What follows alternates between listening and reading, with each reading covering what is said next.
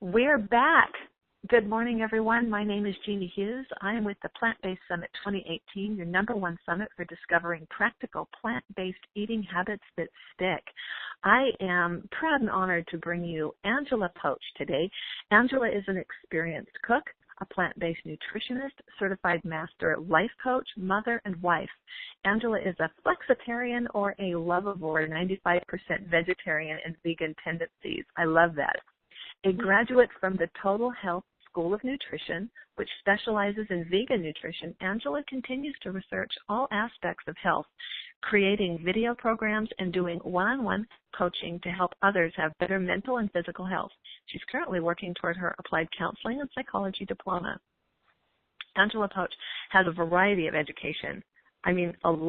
A long list here, but it includes that she's a certified counselor for a 1.5-year diploma program, certified master coach plus a CPD, accredited life coach diploma, certified relationship workshop facilitator, cognitive behavior therapy diploma.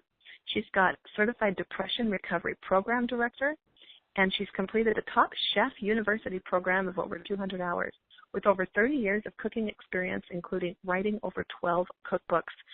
She is a stress management, grief recovery, and negative emotions workshop facilitator. I am so excited that we have with us today Angela Poch. Welcome and good morning, Angela. Well, thank you. I really appreciate being here today.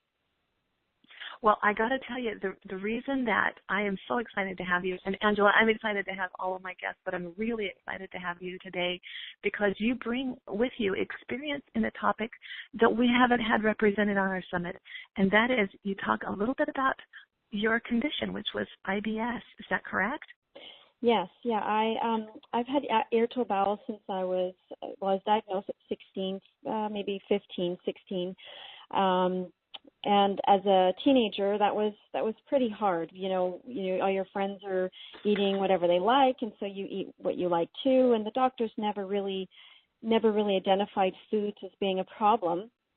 So I just sort of grinned and bared it, so to speak, and just figured this was something I was going to have to live with for the rest of my life. And we'd had some massage therapy when I was a youth, and that did help quite a bit to help get through some of the tough times. But in my 20s, I met some friends through our church, and they were really interested to help. And they said to me, Angela, have you ever considered giving up cheese? And that was the only line they really said to me. And I said, well, why would I give up cheese? And they said, well, cheese is pretty hard on the bowel. And I thought, no one's ever said that to me before. And so I went home and I just started studying and researching health. And lo and behold, I found out that when I gave up cheese, that made a huge difference. And so I started making other diet changes, and it really, really improved my life just drastically. And I was so thankful for that friendship that helped me to look deeper into how I could take charge of my own health. Well, I'm excited that you did that. Now, one of the things that I know about you, Angela, is that there's no separation between your professional life and your personal life. You are, no. You're authentic inside and out, and I very much appreciate that. Tell us, if you would, what is the church background that helped you get to where you are today? I'm a Seventh-day Adventist, so we're one of the Blue Zones, if the listeners have been familiar with that. So there's quite a bit of research done on the Blue Zones. So, yeah, I'm one of the Blue Zones, I'm Seventh-day Adventist, and we just really believe in a whole health approach, body, mind, and soul, so that we can just enjoy life better. We can help other people to enjoy life better and move forward in all aspects of our lives. Okay, so for those of us who may not be as familiar as we should be, what is the Blue Zone? Blue zones are certain areas, and they were geographical locations originally, and still mostly are. So geographical locations where people who seem to be living longer as well as with more vitality. So a lot of centenarians, people living up to 100 years old or over 100 years old. Okinawa is one, Sardinia, there's some places in Costa Rica. And there's these isolated pockets. What makes Seventh-day Adventists unique is that they're not in one location. The location that was studied was Loma Linda, California, but the Adventists all over the world have similar rates of longevity, so it's not localized to Loma Linda. thankfully. And it's so it was research done to help figure out why are these people living longer, and so it was determined that, mostly plant-based diet. They were physically active, getting out into the community. They were social, put family values high, and they also had spirituality. Of course, not every centenarian or Blue Zone is the same religion, but they did have very spiritual values, and so that also seems to be a factor in longevity and as well as vitality. Thank you for bringing that up. Now, I know what blue zones are, and I just want to point out that this is not a quiet issue. This was discussed at length by T. Colin Campbell in the China study. It was further talked about in Prevent and Reverse Heart Disease by Caldwell B. Esselstyn Jr. And so these kinds of pockets, if you will, whether they're geographic or by cultural choice, they do exist. And the Seventh-day Adventist results have been promoted at length by the top names in the plant-based world. So you're definitely someone that I wanted to have on the summit because you represent that group. And thank you so much for being with us today. Well, I appreciate it. So would you describe for us just briefly, what are the Seventh-day Adventist beliefs as regards to diet? Well, Seventh-day Adventist beliefs with regard to diet it's actually fairly general. It's a principle-based. So we believe that the body is the temple of the Holy Spirit, that we invite God in if that's our choice.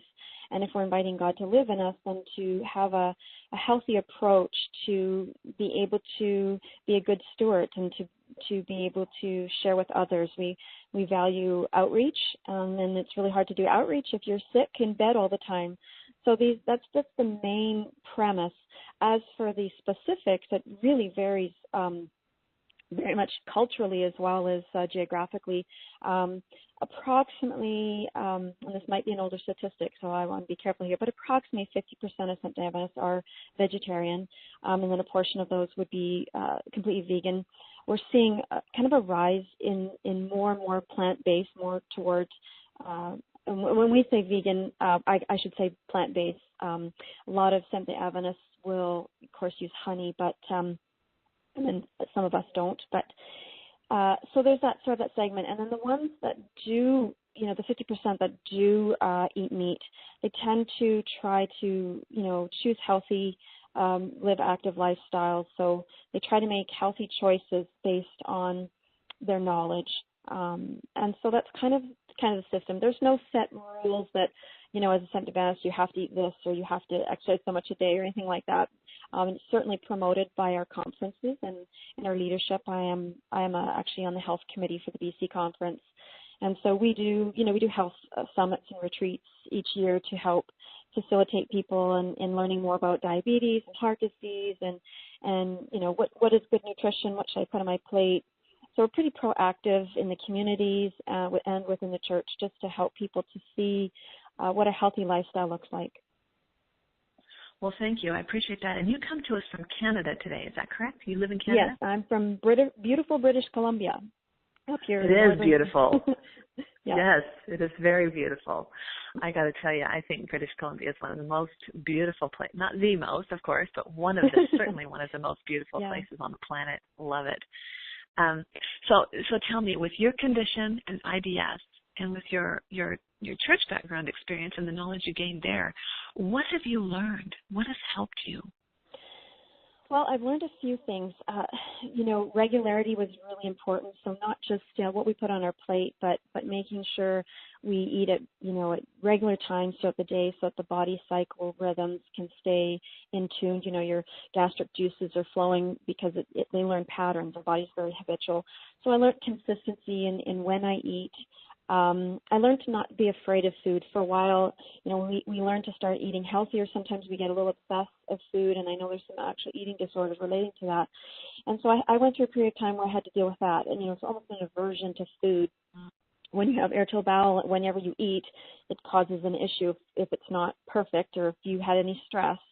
And you start to fear food. And so you learn to deal with stress so that you can set aside and say, I don't need to be afraid of food. I can make choices that'll be better. And sometimes I'm going to have an episode, and that's okay. That's part of life, and I can learn to accept that, and I don't have to take it personally that I did anything wrong or feel guilty for my choices. So, yeah, learning to find a core base. I create a menu with the help of another dietitian who is well versed in a low FODMAP diet, which is it's a diet low in certain sugars which affect irritable bowel, and it's been studied by the University of Monash in Australia.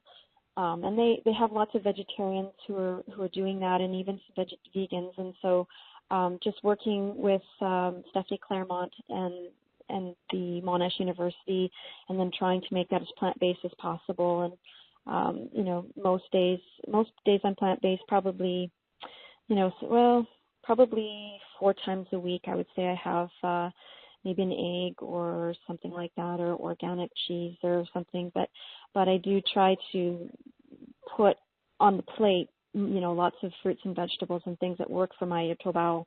And so those are the kind of things that I learned, that I had to do research for myself, and that, you can't really prescribe a specific set of foods, but learning to keep a diary and figuring out what are my triggers, and was it stress or was it food, and trying to just be more aware and conscious, and not just go through the day after day, just doing the same things over and over. Because I think that's what really hinders a lot of us, is just falling into the trap of mindless, the day is so busy, so I just keep doing the same things over and over, and then not able to improve. Well, and I think a lot of us have come to a point in our lives where mindless eating is no longer an option. Right. And so I appreciate your pointing that out. You mentioned something that a lot of our listeners might not be aware of. I know that anyone with IBS would be, but for those who are not afflicted with that condition at this point, what is the FOB diet? Can you talk more about that, the FOB, Sure. FOB diet? Yeah, FODMAP. It's low in fermentable oligosaccharides, disaccharides, monosaccharides, and polyols. So each of those are mostly a type of sugar, like fructose, and quite a few others. It's rather complex to try and say it in a nutshell. It's just to say that there's certain sugars that the university has found to trigger IBS symptoms in persons who've been diagnosed with irritable bowel. And they're still not 100% sure why it happens. They're continuing to do the research on it. They think it could be that the bowel is extra sensitive, and those sugars just create more bacteria. But they're still looking into it. So the diet is quite restrictive. There's quite a few sugars, and they have an app so that you can literally just type in a food, and it will tell you if it's high or low in FODMAP. And you're able to develop a menu based on those lists. And they're constantly evaluating foods and putting new ones on the list. So when it started several years ago, the list was a little shorter than it is now, because they're able to research. And before it was no mushrooms, and now they're able to say, there are certain mushrooms like oyster mushrooms that, yes, are low FODMAP, and so they can be included in the diet. So, it's actually very well tested, and so it's not something out of thin air. Sure. I'm with you on that. I completely understand what you're saying. It's not something you created, but it's something that it's helped you figure out what works for you, right? Yeah. Okay. Yeah. So can you give us some idea? Now, obviously, food is only one of the areas that need to be furnished for human health. And so food isn't everything, but you touched on a subject that I think bears some deeper focus, and that is that you would have these episodes, and eventually what came together in your mind was fear of food for a while, and that maybe some kind of an eating issue might have resulted from that. Did I hear you correctly? Yes. Yeah. So talk about that. Talk about how that happened and how you got a handle on that. Sure. Well, like any addiction, it's an ongoing process to stay recovery-free. So it happened very subtly. I mean, it happened over years, of probably the last 3-4 years. I learned about the low FODMAPs, and I learned that, if I ate this and I didn't eat that, really affected the triggers, but that also stress does. And all these things intellectually. But when you're living them in your life, it becomes a little more gray as to how you approach them. And so I just noticed that I was starting to not eat. I would not eat breakfast, but then I would binge eat. I would just be so hungry by lunch. I would eat all this stuff at lunch, and then I would, inevitably start eating, junk food, like, I call it healthy junk food. I'd eat, low fat, low sugar, frozen yogurt, but I would binge because I was so hungry. And then I wouldn't eat supper because I'd be so guilty because I ate so much at lunch. And so you go through these cycles of eating and guilt. And I knew what I was doing, and I'm thinking, how can I do this? I'm a nutritionist, I'm a health coach, maybe I should just quit being a nutritionist, maybe I should quit being a health coach. And I thought, well, that's silly. Why would I quit helping people? Why wouldn't I just help myself, But and so you go through these mental challenges. And so I started doing, some of Dr. David Burns has some research on feeling, it's called Feeling Good. He has a book, and cognitive behavior therapy, and really bringing that back into practice. I had done depression recovery programs before, so I was aware of what cognitive behavior therapy was. And I started just really stopping and thinking about myself and thinking about, what are you thinking right now? Why are you so afraid of this food? Well, I'm not really afraid of food. I just don't want to have to deal with gaining weight. I have been prone to gaining weight.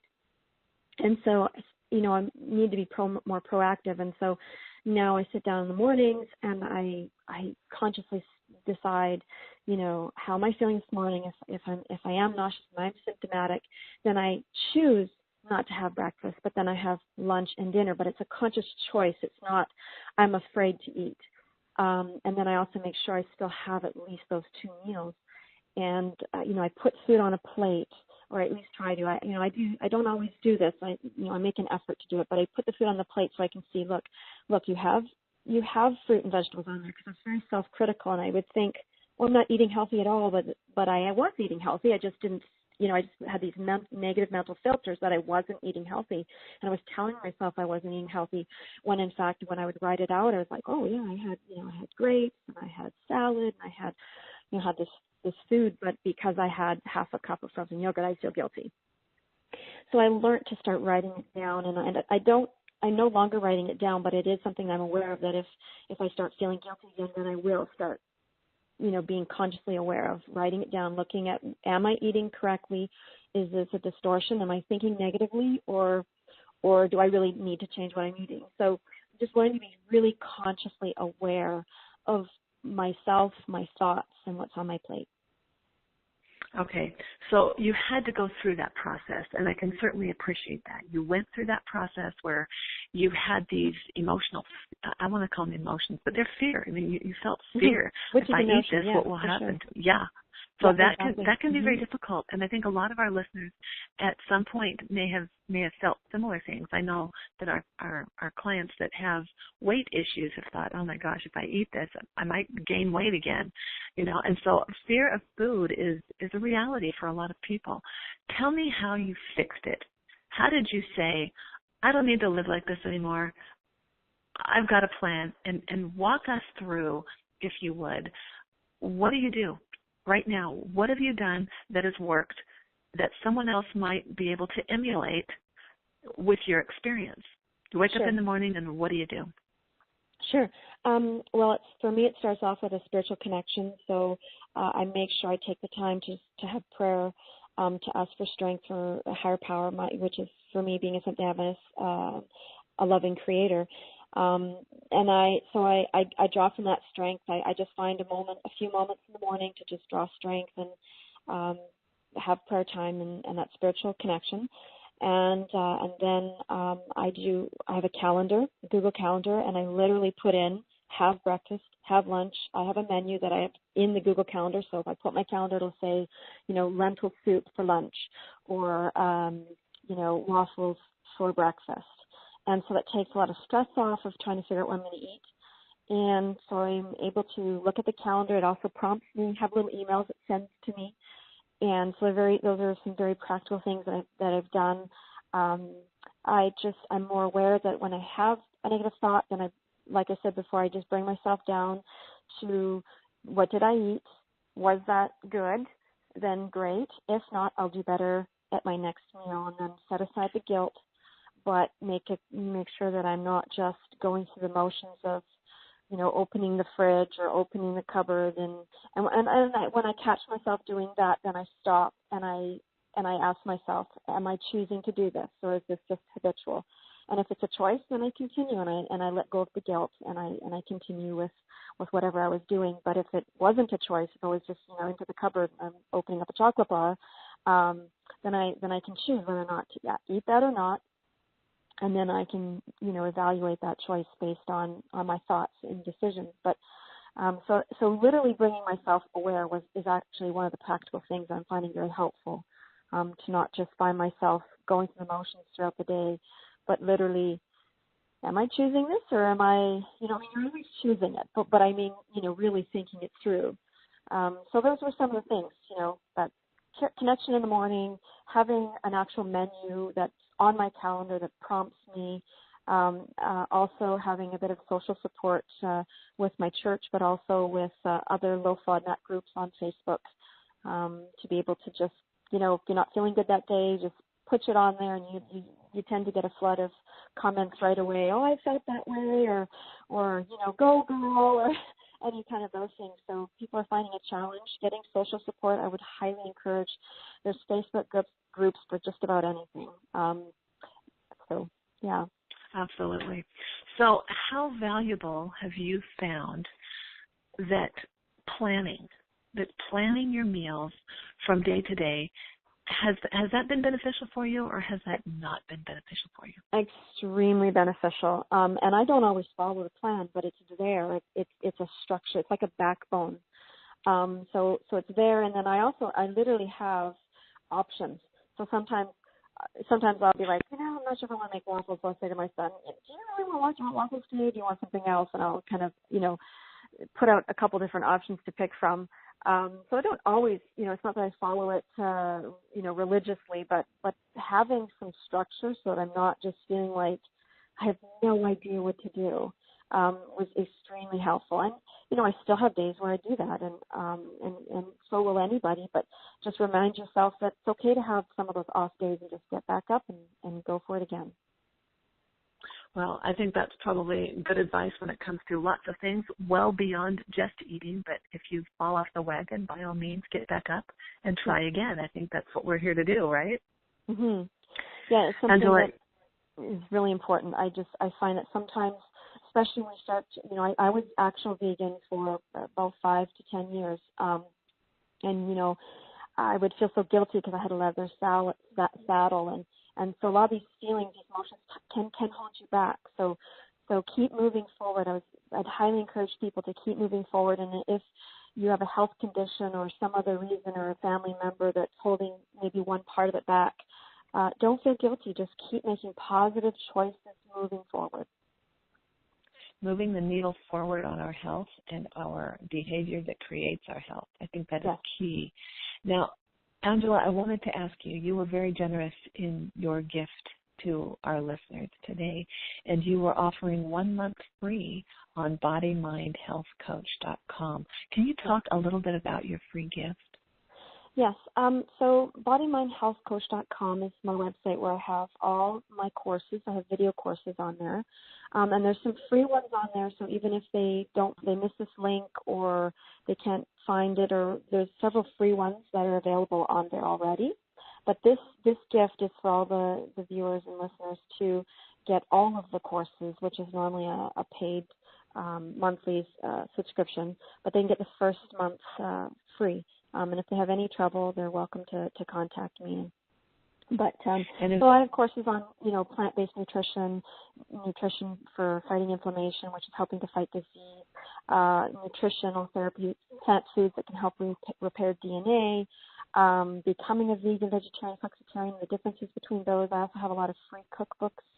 All my cookbooks except probably 2 are free, available on that website to users. There's stress management programs and kids cooking. So there's several. Well, and I know that you specialize in plant-based recipes that can actually change your DNA expression with simple lifestyle choices and increase your mental well-being. But I wanted to have you just just tell us a little bit about some of the books that you've written.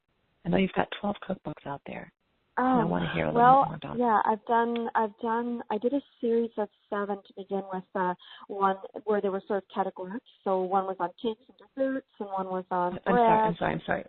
I couldn't hear that. Would you just say that a little bit slower? Sure. I start off with a series of 7 cookbooks. Each one is a category. So there's cakes and desserts, and then there's another book on breads. There's a book on brunches and soups and salads, and I have a cookbook that's using essential oils. I have one that's just real simple recipes for families. The recipes are designed for people who, a lot of people that I deal with, they're vegan, but not their whole family is. So sometimes meal planning is a challenge. They're making multiple meals. So just recipes that are very adaptable, that can be made both plant-based and their family members can also add to the meal with things that they may be choosing to eat. I do also have some books on food and allergies, food sensitivities, lemon cleanse. Yeah. Well, it sounds like that you've provided a variety for us here, and I'm very grateful for your contribution, Angela. Still, if someone wanted to get a hold of you, what's the best email address that they might be able to send you a letter? Sure. It'd be Angela at higherpath.ca. So HIGHERPATH.ca. .ca, because you're in Canada. So Angela, yes. ANGELA, at higherpath.ca. All right. If any of our listeners would like to contact Angela, she is available. She is a body-mind health coach. She's very much interested and aware of religious choices when it comes to diet, as well as very difficult issues to manage, including IBS. So, Angela, thank you so much for being with us today. Before we hang up, we've got just a couple more minutes. Is there one last thing that you would like to share with our listeners before we have to hang up? Oh, I would like to encourage them to be aware that there's just so many great different plant foods out there that they can incorporate into their life, that there's so much great information out there, but the variety and color are the keys.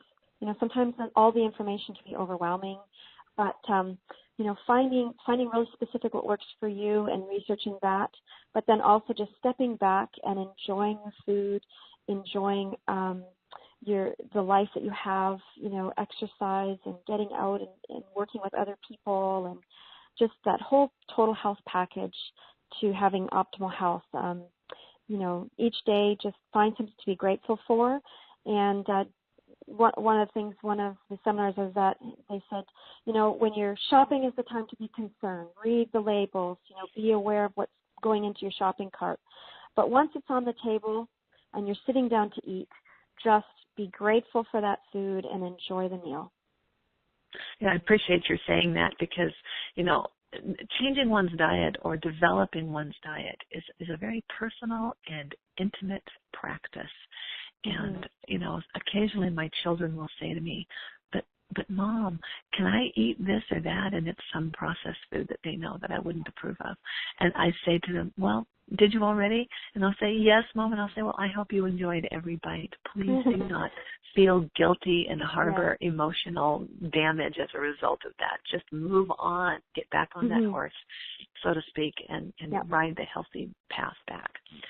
So, Angela, thank you so much for being with us. Unfortunately, our time is come to an end. I could talk with you all day long about this. You are truly a bright spot and a gift.